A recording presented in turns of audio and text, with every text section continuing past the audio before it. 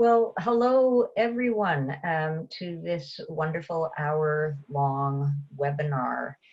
We're going to start in about 10 seconds just to ensure that everyone can see each other as the panelists. We all seem to be here. The slides are ready. Thank you, Pat Atherton and Belinda Jampo of the BC Support Unit for such great organization today.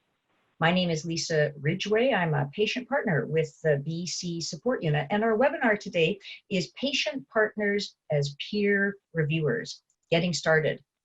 Now, this is part of a two-part webinar series, and the other webinar is going to be about research teams with patient partners collaborating on grant writing. This webinar is being recorded for your information and will be available on the BC Support Unit YouTube channel. And you can share that with your friends. And we're going to be using it, obviously, for teaching and learning purposes. Next slide, please. I do want to acknowledge and share the privilege that many of us have as we are located within the ancestral, traditional, and unceded territory of Indigenous peoples across BC. Especially since many of us are calling in from different parts of the province and from different parts of the country. Please be aware that British Columbia is home to almost 200 distinct First Nations and Métis chartered communities, each with their own unique traditions and history. So thank you. Now, just for housekeeping, you may have noted that we've muted you on joining the webinar just to avoid background noise. But we do encourage you, please, to use the chat box for questions. We'll be having a discussion at the end of the presentation for those questions. The chat box may be in different places on your screen, but for me, it's in the sort of bottom middle line of the icons at the bottom of my page. At the end of the presentation, your microphone will be turned on so that you can ask your questions using the microphone, or, as I said, use the chat box. Questions that go to the chat feature will be read aloud.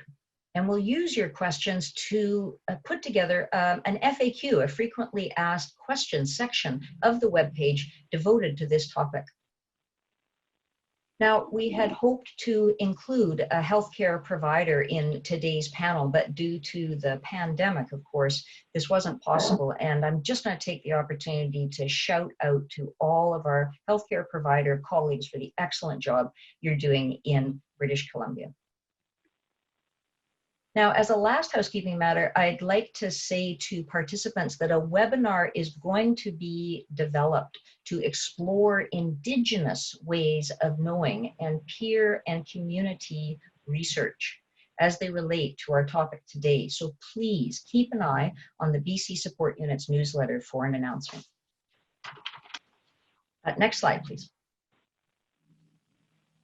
So we have a couple of learning objectives. We're going to define patient-oriented research, sometimes called POUR, but we're going to try not to use acronyms. We're going to talk about the value of lived experience. We're going to hope that you will understand the elements of patient peer review in patient-oriented research grant reviews.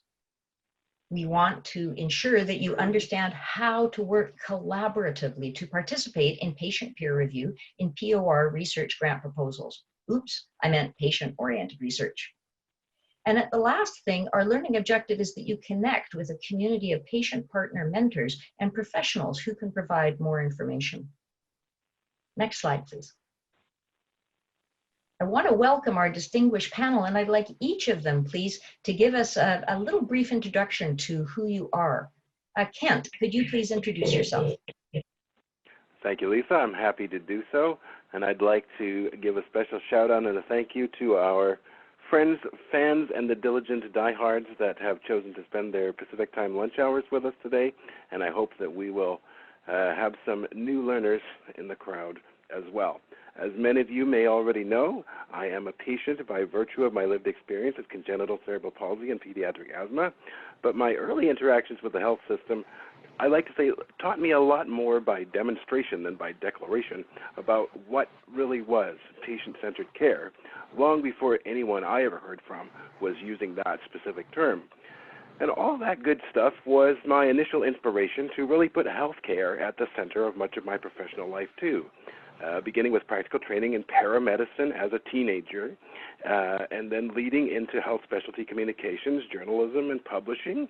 And in the summer of 2016, I was recruited into the founding efforts of the BC Support Unit as a result of my work with UBC's interdisciplinary healthcare education programming that I've been doing since the fall of 2011, where we also do several styles of what's now popularly called patient-oriented research.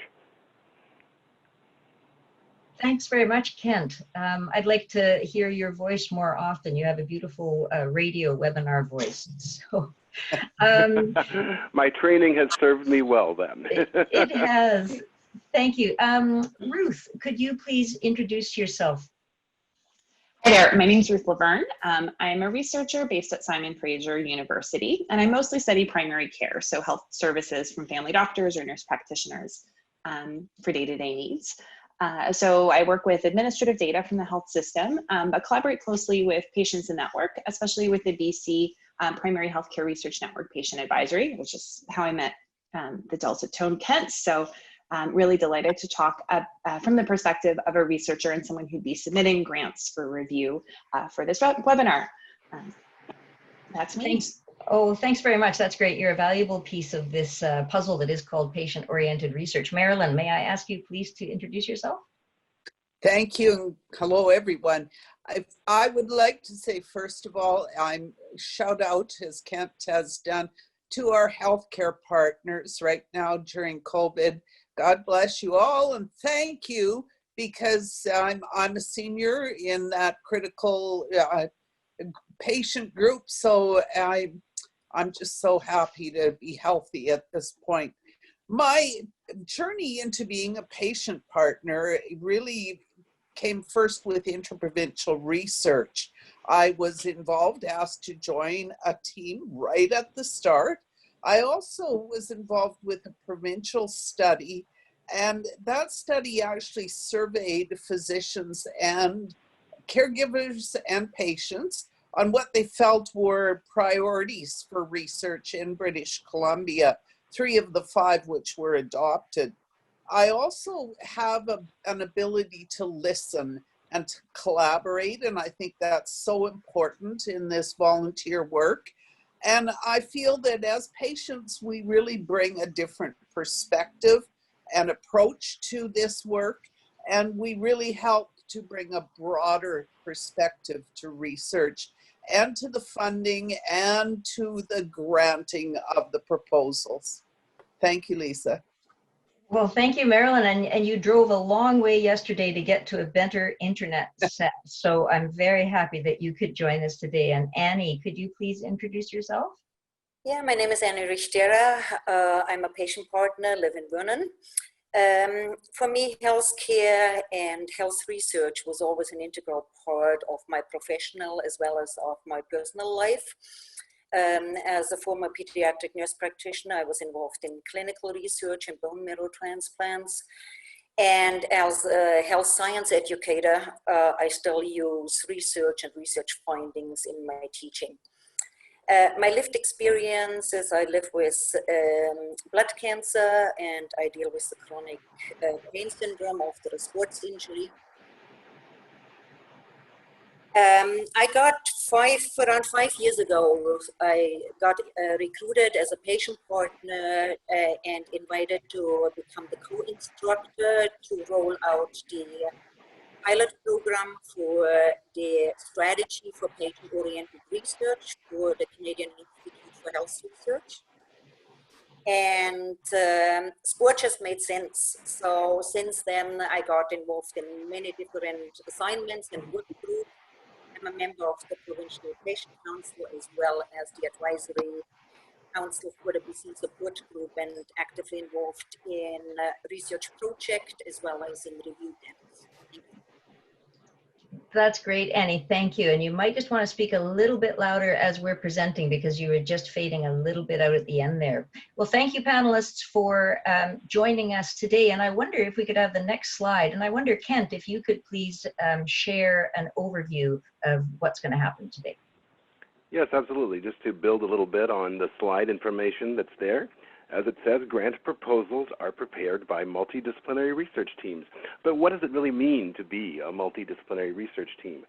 I think we know at this point about researchers and patients, but it's not just all about the researchers and patients.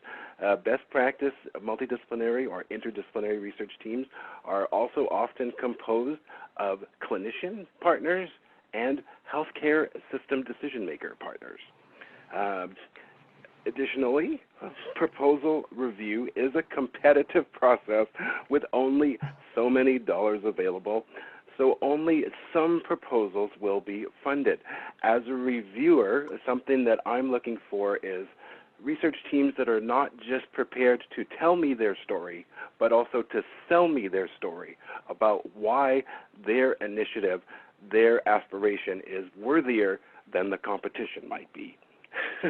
And some of you will already know that major research funders here in BC are the Michael Smith Foundation for Health Research, CIHR, which is the Canadian Institute, and those of you who are earning top marks for paying attention will know that it is the institutes, plural, in the CIHR initialism, because CIHR is composed of a series of individual areas of focus that specialize in particular areas of science. For example, one of my favorites that I've recently been involved with is called the Institute for Child and Youth Health.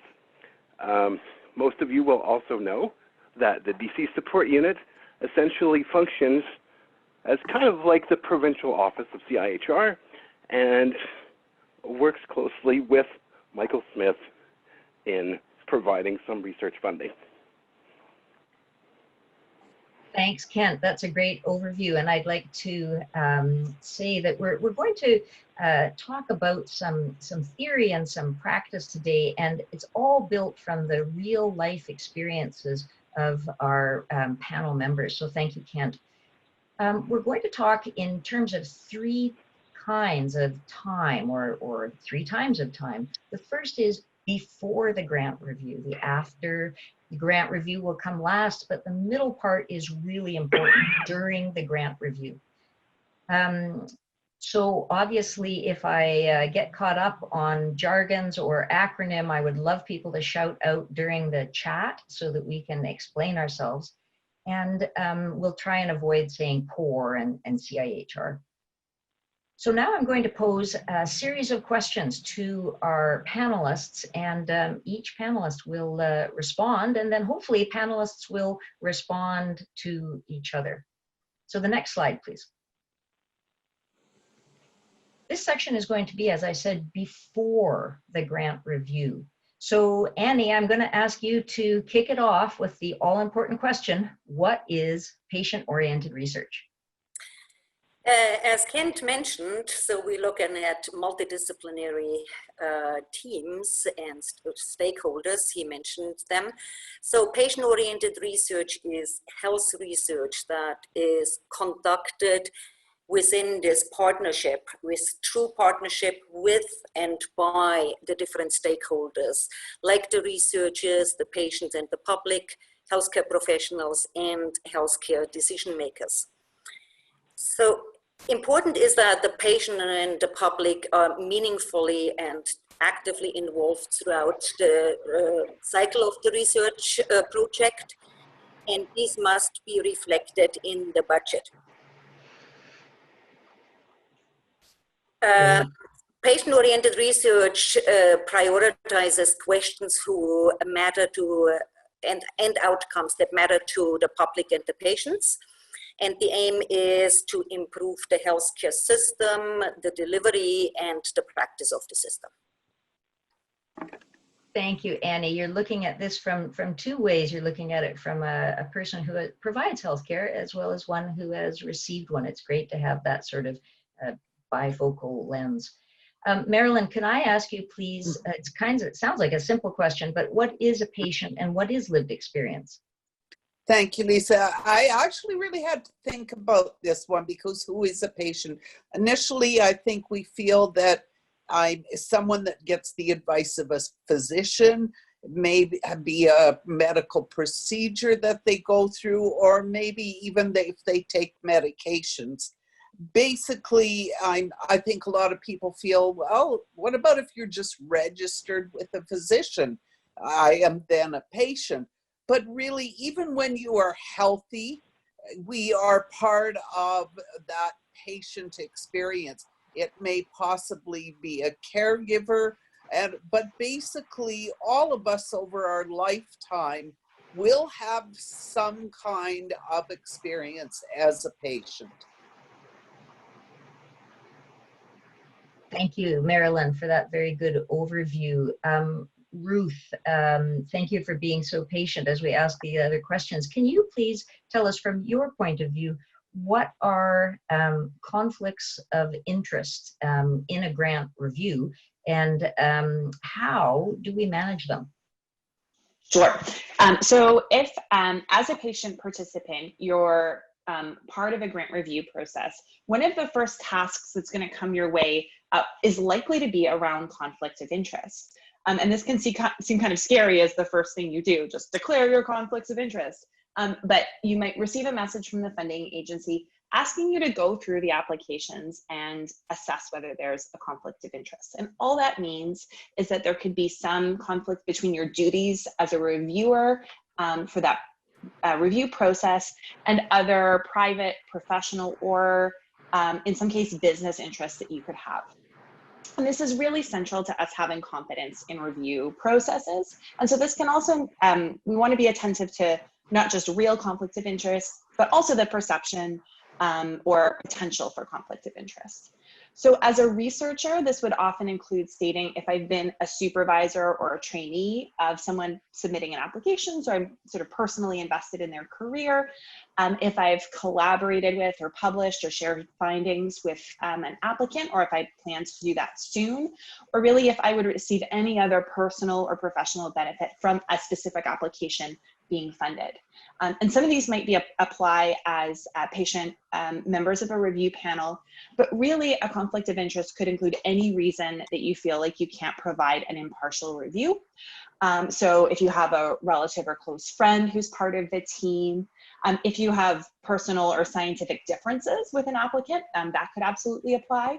And in some cases, there are suggestions around not being part of the same institution, though those can vary by funding program, and as do the timelines. Sometimes it's like if you've worked together within the past 5 years, that sort of thing. So my tips around this are really just, if you have any uncertainty, reach out and ask the folks coordinating that funding process. They should be able to provide any clarification you need. And it's not at all a problem just to declare if there's any real, but again, potential or perceived conflict of interest. This happens very commonly. It usually simply means that you wouldn't lead review of a specific application. You'd probably sit out that discussion, but it happens all the time. And it's just sort of a central part of the review process. That's all from me for now. Thank you, Ruth. Thank you. Lisa? Yes, go ahead, Marilyn. If I may go back to what is the lived experience, because I don't think I really touched on that. I feel it's important as we move forward. And basically, I looked up what Oxford says about it, and they say, it's personal knowledge about the world that's gained through direct, first-hand involvement in everyday events. But really, simply put, for me, I think it's what I've learned as I've gone through my life's journey. Really, not only about myself, but the things that I've learned about the people I may care for, and really having a knowledge and an understanding of what affects me as a patient. Absolutely, Marilyn. Thank you so much, because it really is that lived experience that allows patients to be peer reviewers. So thank you very much for explaining that. And Kent, I wonder if you could tell us a little bit about the competencies that you see that patient partners could have to be a peer reviewer. Yes, absolutely. But just before I do, let me just take a moment to build on a little bit of what Marilyn was saying. I wanted to make sure that we don't forget to mention the idea of the community as a patient, particularly now when the whole world is essentially suffering from some version of a collective health problem under the global pandemic of COVID-19. I think that in the future, certainly there will be even more attention paid to consideration of public health research projects that really consider the concept of the community as a collective patient. Having said that, I will move into the general competencies that I think are necessary to function well as a peer reviewer of any of these type of research projects. First of all, I think you need a basic understanding of the research question to be considered, and you need to clearly understand the evaluation criteria that reviewers are expected to apply. And those can change a little bit depending on your function and the type of peer review panel that you're participating on. I think you need a practical vision of how the studied intervention will be meaningfully and sustainably implemented into clinical practice to improve patient care. Kind of like part of what Annie was saying just earlier, because yes, we want to emphasize the point that patient benefit is the point of all healthcare, as I often like to say, but that which is not meaningfully sustainable and implementable by the other members of the health team, like the clinicians and the health system decision makers, it can't be good for the patient if it's not sustainable or implementable. Most of all, I think you also need to be able to diplomatically articulate both your own views and to carefully consider the perspectives of your other team members. Thank you, Kent, and thank you as well for bringing in that wonderful point that the community is a patient during the COVID pandemic. So next slide, please. Can I just build on the question of competencies? Of course. So I just really want to highlight that, I mean, what's so valuable about having patient members of research teams is lived experience that's really specific to the topic at hand. While we've all got sort of various experiences, that sort of depth and expertise that's provided that's so valuable.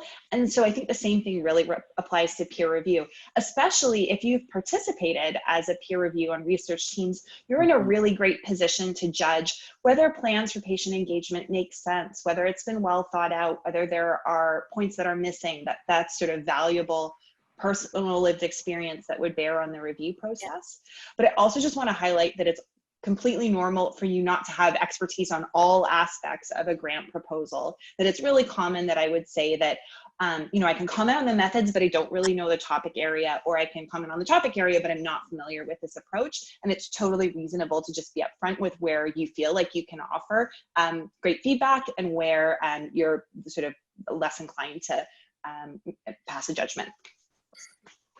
Thank you. Thank you very much for that succinct portrayal of what happens before an actual review. So we're going to move into the meat of the sandwich here, or the veggie burger of the sandwich. Here we are during the review process. So Annie, I'd like to ask you please about your experience as a patient partner doing grant reviews. What criteria have you been asked to apply when evaluating a proposal? Yeah, as Kent already said, the criteria may vary a little bit depending on the proposal. But as a reviewer, you will get the assessment criteria, the descriptors, and the score scale. It is set by the funding agency. But the areas of evaluation you are asked of is first the quality and the engagement of the team. So you're looking at the different stakeholders, if they are appropriate to the research question, and in which degrees they are participating. What is important there is that there is a clear evidence of a co-development and implementation of the proposed work. Then as a second evaluation area, you look at relevance and feasibility. So you look at the research question. Is it significant? Is it clearly described? Is the research justified, like usually proven by literature review?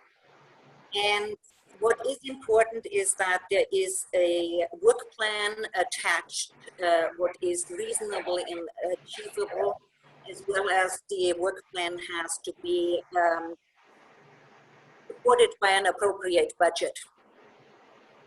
The third criteria is usually the potential impact.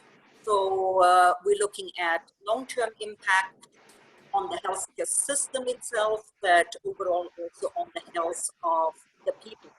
Like here at in BC, for instance, the BC support group. We look at if the outcomes are and the indicators and the measures are really identified, if next steps are indicated, and what is really important also, especially in patient-oriented research, there's always a component there where the work should result in building experience and skills in patient-oriented research for the next generation of researchers. Last but not least, it also is important that knowledge translation related activities must be embedded within the proposed project. That's a lot of criteria. Mm-hmm. I just add that those will be provided as part of any funding competition and would differ somewhat, and including sometimes there's suggestions around the appropriate weighting for different criteria, and those would also differ depending on the competition. Exactly. Thanks, Ruth, for clarifying that. I often print off the criteria and tape it to my wall so I can see them when I'm doing peer reviews. Ruth, I wonder if you could continue talking, please, about unconscious bias. I know that's a sort of a strange thing, but how do you, well, first of all, what is unconscious bias, and how do you manage it? Sure. So this would be any form of bias. So this could be gender bias, institutional bias, age bias, culture bias, so including Indigenous bias, bias shaped by geographic region, and language. That would affect how we critically appraise an application. So it may well be that some formal training on unconscious bias is part of preparing for a review process, and modules are available. We'll provide some resources on the website connected to this webinar. But I think a couple points I want to highlight that bias can be influenced by both the is influenced by both the characteristics of the reviewer and the applicants. And that bias isn't necessarily only towards people with different characteristics from yourself. So bias can occur towards someone with the same characteristics as you. So for example, I'm a relatively early career female researcher, and it's perfectly possible that I could hold biased views towards other early career female researchers. So some steps and strategies to mitigate bias can include being really conscious of the stereotype that you may hold and trying to consciously replace this with more accurate information. And so that also might apply at the individual level, that you gather sort of specific information about the applicant to prevent group stereotypes from shaping your assumptions. So for example, if I'm questioning whether another early career researcher really has the skills and expertise to take on this project, so that might be my stereotype and my assumption. How can I replace that with real information from the context of the application that either support their ability to carry out the project or raise that as a legitimate concern? I think the criteria provided can also be an important tool to prevent bias, so making sure that you're applying the same criteria in a similar way to all applications, and checking in with yourself if you're sort of assigning or asking underrepresented candidates to have different expectations or standards. And making sure that you review the whole application, so all the criteria, and that one element isn't disproportionately shaping your assessment. And again, the criteria can help. And again, I think it's just really important to check back into periodically, sort of check in about your judgments and sort of think about whether biases are shaping your decisions. So that's, but again, more resources would be available and the structured training modules are as well. Thank you. Ruth, I also find one of the unconscious biases for patient partners is the fact that we often bring our own medical issues to the table, and so that we need to be cautious as patient partners that they don't take the front seat, that they are on equal platforms as all other issues we may be looking at. Thank you, Marilyn and Ruth, both. And I like particularly how you said mitigate bias. I'm not sure it's appropriate to eliminate it. I don't think it's possible as a human being, but mitigating it is an excellent strategy. Marilyn, don't go away. I want to ask you the next question. What do you look for in a grant proposal that tells you that the project is truly patient-oriented research? Thanks, Lisa. I'm, you know, as already has been mentioned, Annie mentioned that I look for research that is with and by patients, not on and for. And so as Ruth's mentioned, it really needs to be meaningful research as well. I look for right at the very start, the depth and how much the patient that is chosen for this research is actually involved, to what degree and how early on they start, and are they actually co-designing and sharing their knowledge. I'm on the life of the research cycle, so I think it has to be right at the planning stage, right through the final stages. Thanks very much, Marilyn. That was a good encompassing answer. Hopefully you don't have to search too hard to find that it's a patient-oriented research. It probably should say that right in the lay abstract. And if I may add, it's like we talked about the meaningful involvement, but it has to be reflected in the budget, that it does not get forgotten. And do you mean in terms of patient partner compensation, Annie?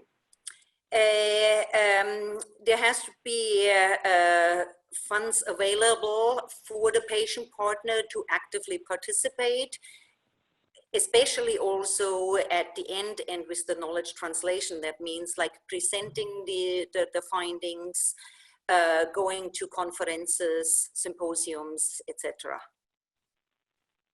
Thanks for clarifying that. That's a good point. Look to the budget first. So Kent, in your diplomatic way, if there are flaws in a patient-oriented research approach, how do you point them out? Yeah, just before I dive into that, I just want to build a little bit on what Annie was just saying. I think that an important budgetary consideration that relates to patient orientation is the effort and potential funding that has been put into what I call removal of barriers to participation. Things like providing materials in an accessible format for different kinds of patient partners and things like that, or facilitating their transportation, or different considerations like that that are centered around removal of barriers to their effective and full participation. As far as pointing out flaws in patient orientation, I think that similar to what Marilyn was saying, it's particularly important for each of us to be aware of our own biases. Some of those biases can be toward our own conditions. I have certain kinds of what I call topical favoritism bias that are just in areas of research and science that I find the most interesting. Sometimes when I come into a project as a patient partner, people might find it a little bit weird that I care so much about problems that I don't have. but I really think that's the only way that healthcare really works, is when we can care enough to to really invest in problems that we don't have, and to gear our mind to what I call the good of the common patient. In a research review process, you should be given a structured opportunity to point out whatever flaws you might see in the project or the process, and no matter what kind of cross-stakeholder expertise you might bring to the table as anything other than a patient or whatever role you've been slotted into, I think that kind of cross-stakeholder expertise is certainly always acceptable as long as the patient benefit part is never left out. So never fear leaving in whatever other expertise you can offer. Just remember that patient benefit is the point. Thanks very much, Kent. And I think it's important to remember that as a patient partner, you're part of the broader team too. So how you've couched that is very important. If our panelists are okay with finishing during the review panel process, let's go to after the review, after the hard work has been done. So could we please have the next slide? So Marilyn, I'd like you to talk about what you feel are the benefits of being a patient peer reviewer. For instance, pick a panel that you've been on and tell us, what did you learn? I'd be pleased to, Lisa. Actually, you can't really list the benefits of being a patient reviewer. I think what I look at is, what happens when I come out the other end of that process. Really what I've learned is that I now have a full understanding of research from start to finish myself, having been on a research team, having collaborated to put together a research plan for submission, and then, ultimately going through that process and then looking at the funding side as well. So it gives me such a full-rounded set of experiences. It helps me to understand and know as well that the research itself needs to reflect the priorities of the people it serves. And as well, that we are making significant change in our healthcare system when we look at some of these approvals, and that may really help us ultimately in our healthcare goals. I think as well, what I've learned is that there are challenges and opportunities from the funding proposal aspect, both for funders and for the researchers as they're submitting. And I have a much broader understanding of that process. But ultimately, out the other end, what it helps me do is it helps me share what I've learned and what I continue to learn, but it also helps me to mentor others that as patients may be coming into this process or even struggling throughout, that I can mentor those individuals as well and share my learning. And that ultimately, for me, Lisa, brings me full circle. Thank you so much, Marilyn. I think it really is about creating capacity. Another patient partner taught me about that, how to create capacity for other patient partners to do the things that sometimes we think are easy, but I'm not sure they are all that easy. Kent, let's talk about your experience, please, about how you were kept informed about the impact and the outcomes of all that hard work you put in as a peer reviewer. Was this important to you to be kept informed? Absolutely vital to me, and to be honest, I have to say that some engagers in this kind of work have been better at that kind of follow-up information than others, and part of the criteria that I consider in choosing where I'm going to get involved is hopefully the leaders of the research teams that are doing the recruitment of the partner team members have meaningfully thought about the follow-up information and the outcome advice as part of the implementation plan and the follow-up that will result from the peer review, because we don't even always get to know which were the successfully funded chosen projects based on our advice and input.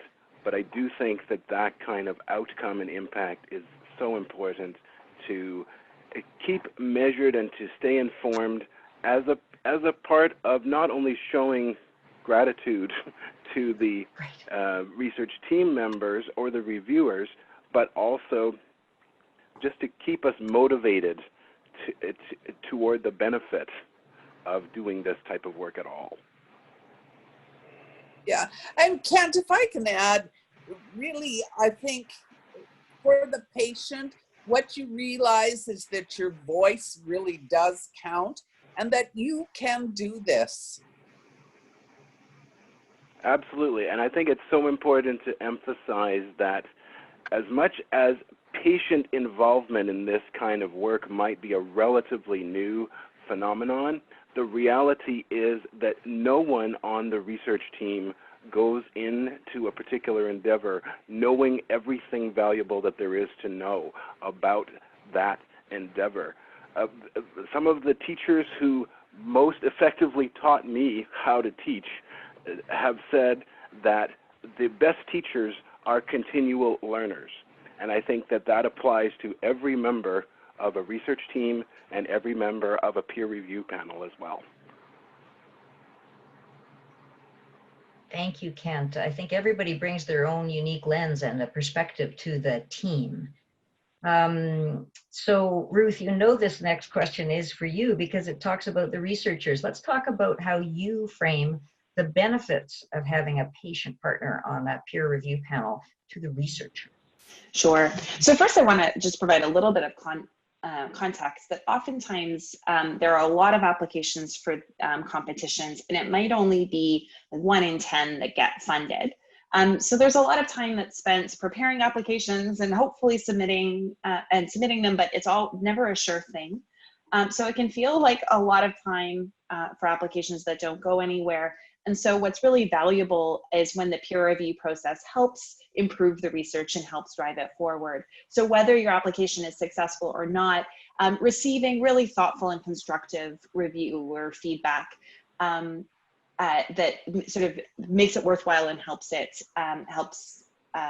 enhance their research program, even if not successful at that opportunity. So I'd really hope to keep that in mind, that it may be that you see applications where the plans for patient engagement aren't well developed and aren't well considered, but you might be able to provide some pointers or suggest, even if they're thoughtful plans, suggest some ideas that might not have occurred to the team, that it really is an opportunity, ideally to evaluate things for funding, but also to provide constructive feedback that drives forward the program of research and strengthens patient-oriented research within the application submitted.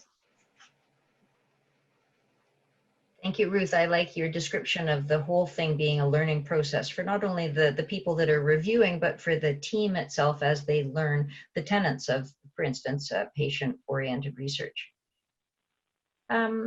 Well, we're coming up to the really great question and answer period, but just before we come up to answering some of the great questions that have been posed in the chat room with the help of our BC support people that are on the webinar, I wonder if any of the panelists have any closing remarks. Otherwise, we'll go nicely into the questions and answers. So any last words, anybody? Yeah, I just wanted to say that it is really important when you start doing the reviews that you read all the papers first without judging them. You just get a really good overview.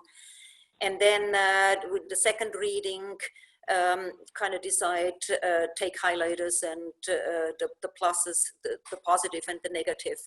And then at the third reading, you start kind of scoring. And so it is a long, intense process. And at the end, the feedback to the team research team is of immense value.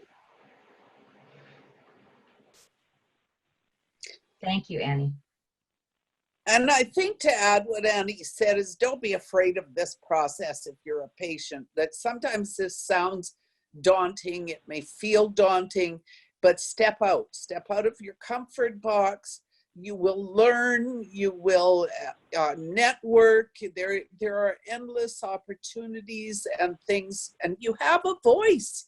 Share your voice. I encourage each of you to share your voice as often and when you can. And this review process is huge to the researchers as well. Thank you, Marilyn. Share your voice, claim the space, plant the flag. It's all good from patient partners involved in patient peer review.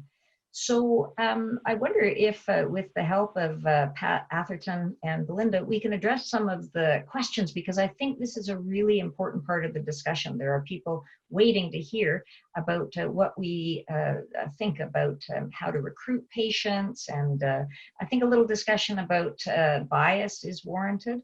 So Belinda or Pat are good companions from the BC Support Unit. Can one of you please read out some of the questions for the panelists? Sure, Lisa, I'd be happy to. Belinda, before I do, I just wonder if you could share the last slide that has the link that will have the frequently asked questions on it, so that participants are able to see it. So the frequently asked questions will be available on the BC Support Unit's website. That's www.bcsupport.unit.ca/grant-peer-review-guide-patient-partners-0, or just go to the search box on our website and type in patient peer review, and you'll get to the webpage that way too. Thanks, Belinda, I appreciate it. So the series of questions that we've received thus far are in the Q&A section of the webinar. So anybody who hasn't seen them, that's where they are, and I'll read them aloud. The first one is, I'm a research funder and interested in adding patient partners to our review panel. Is it preferable to recruit patients as individual reviewers, equivalent responsibilities to academic reviewers, or set up a separate patient review panel that delivers their feedback to the academic panel collectively? Good question. Who would like to start? I can go ahead and weigh in there. I think, based on what I understand of this question, I think you can do it either way. And I think that whatever patient partners you might reach out to will certainly be capable of telling you what they're comfortable with in terms of a level of involvement or experience. Often what happens in this process of all members of a research team is that you might have thought that you were going into a process, whether it's a research process or a peer review process, a certain kind of way at the beginning, and then it evolves over the course of coming to the end of that exercise. Thanks, Kent. Any other panelists? I just want to echo that. I can imagine it working either way. That in our own work with the BC Primary Healthcare Patient Advisory, it's often a real strength to have people with diverse perspectives on primary care, diverse needs for healthcare. And so I think a panel that could include multiple patient perspectives could be a real strength, and that it might, practically speaking, make sense to set that up as separate, but I can see either approach working. Other panelists, or should we move on to the next question? Okay, I think we're moving on to the next question, Lisa. And that question is, how many grants are appropriate to ask patient reviewers to review? Our academic partners review 6 each. Good question. I mean, I've done a whole bunch myself. My dining room table's been pretty messy, but usually about 8 for me. What about you, panelists? Personally, for me, I have done up to, sorry, Marilyn, go ahead. No, Ken, go for it. Okay, thank you. I was just going to say I have done maybe as many as 15 in a given competition. It just depends on how many grants there are to review versus how many reviewers do we have to evaluate them? However, especially when it comes to the patient engagement compensation aspect of this kind of work, like Annie was talking about earlier, I do think that there is a lot of value and a lot of ethical consideration into making sure that you do budget appropriately for the time of the reviewers relative to the number of projects that they're going to be reviewing. Yeah. Yeah. Yeah, I had between 8 and 12 projects to review. That's very time consuming. And I would say mine's about the same, Annie. Yeah, about 8 to 12. That's probably, as a patient, my threshold. And I think what we need to keep focused is many of these reviewers work full-time jobs as well. And so it can be quite a daunting task, but I think organization is your friend. And that's really the lead on the project to give you the tools. And once you do, then exactly can't budget your time accordingly. And in one series of reviews that I've been doing, a template is actually provided too, so that the questions are asked for you in that funding opportunity. And all you have to do is fill in very analytical answers, but a template is provided so that you can move smoothly through the review process. Well, we've got about 6 or 7 minutes, Pat, so maybe we should go on to a couple more questions. You bet. The next one is it appropriate to ask patient reviewers to review the whole grant, or should there be specific sections just for them? For example, impact on healthcare, team expertise, etc. I'll jump in there, Pat. I think that you need to have the end-to-end process. You know, when you start to segment or silo out pieces of an application, you're really not getting the full concept and the full understanding. And so even though it may be a large scope of a project, it's still important to see that end to end. And anytime that anyone is asking me to only look at part of a picture, my first thought is, what am I not seeing, and what are you maybe trying to hide from me? So I think that full and honest disclosure is an absolutely vital part of an effective peer review process. Yeah, you do need it from the beginning to the end, even if there's parts you do not understand as much. Like, for instance, some people do have no expertise or experience in terms of the methods, and but still, you need the whole picture to get together, that it makes more sense. Thank you. Pat, we have some other questions too, including not just from the anonymous attendee, but from Gwen. So maybe we can move on to some of those. I think it might be important to offer some clarification around the very awkward shorthand of Indigenous bias. So I'd love to speak to that if there's time. Yes, so I think this could take a couple of forms. This could be racism directed at members of a team and stereotyped views about people involved in a research submission.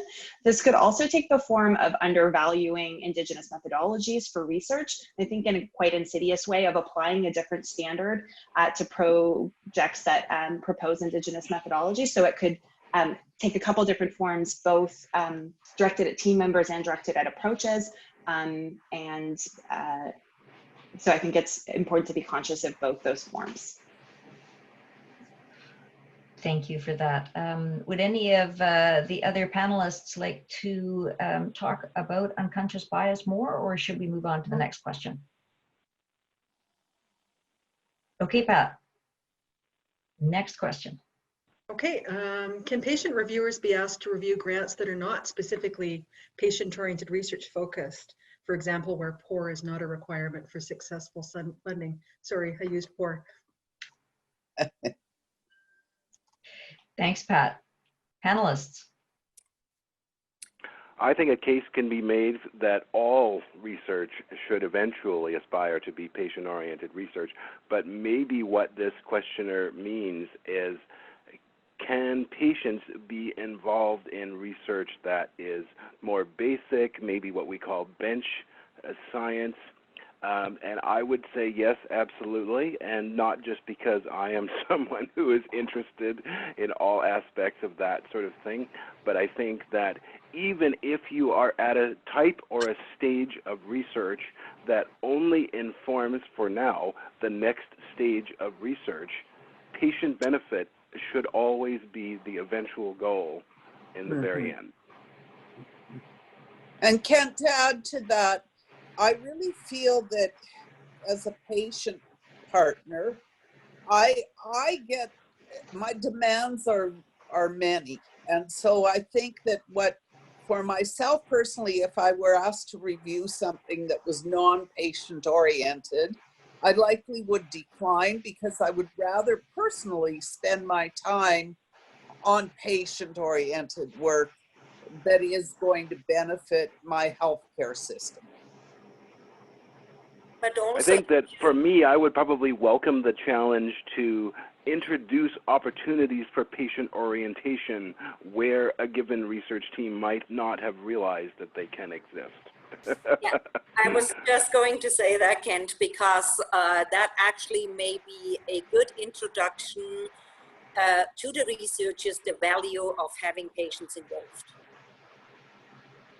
And I think, not that I don't disagree with both of you, I do agree, but I also feel that right now we're really still in our infancy of patient-oriented research. And for me, that's where the focus needs to be right now. I need more people doing this, not taking the ones we're doing and stretching them further. Thanks, Marilyn. That's a good discussion. And I wonder if we have time. We have about 2 minutes left. Can we talk about that question as to whether reviewers should be paid? Panelists. Just building again on the budget issue, I know there was a question in the Q&A box about reviewers coming from other stakeholder groups who are also not paid. Personally, I think there's a case to be made for the professional time of all reviewers to be compensated, especially when there are review panel members that are not already compensated to be there by other sources. Annie, Marilyn, Ruth, what do you think? Compensation is always nice as a patient partner. I think that that's first and foremost. And BC Support has looked at that quite closely in the last couple of years, so thank you for that. I think that we have to, again, go back to that unconscious bias in all of that and what that may mean. So where that funding may come from, I'm not the one to answer that, but I think we need to be aware of that. And I would say that sorry, if I can just add, I would say that anywhere in a peer review process or any other aspect of patient engagement, as long as you can remember that it's your job as an engaged stakeholder, whatever your role is, patient, clinician, health system decision maker, it's your job to tell your engagers what you feel it is that they need to know, whether or not it might be what they want to hear. I think we're getting 100% agreement on that. Ruth, did you want to have the final word? I think only to echo what Kent said before around it being really important that the resources are in place so that diverse voices can be heard as part of the review process, and that the supports that might be needed to make sure that that forum is accessible to everyone who can contribute would be really important and strengthen the research we all do. Thank you very much. I'm getting nods from everyone. I'm also getting conscious of the fact that we're about to run over time. So while we're all here, I just want to say there is going to be another webinar in this series. The question that's going to be asked is, are you a patient partner or a research team curious about what patient partners can contribute to writing a grant proposal? So writing the actual grant proposal, and that's going to be on June 17th from 12 to 1. There'll be lots of information about how to register that. As we close up, I just want to say thank you to this extraordinary group of patient partners who have dedicated months and months and months of work on this script, on identifying the research question, on contributing their ideas, on focusing on uncomfortable topics like unconscious bias. And I'd also like to say thank you in a big way to the BC Support Unit, to Pat and Belinda for being such a good team and supporting us through our journey. Thank you everyone for listening to the presentation today, which will be available on the BC Support Unit's YouTube channel. Thanks again, everyone. Stay safe, be calm, be kind. Thank you. Thank you, Lisa. Thank you, Lisa, for your work. Thank you. Thanks so much. Thank you for moderating. Thank you, everyone. Excellent job. Thank you. Thank you, everyone. Thanks, everyone. Bye-bye.